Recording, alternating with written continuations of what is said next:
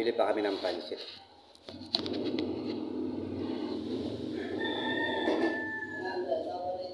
Ah, 100 over 80. Tama lang.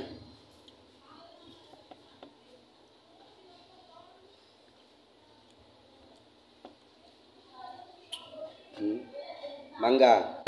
Mugang ilan, lagay ko na sukal guys. Ulam na yun. Walang pambiling ulam eh.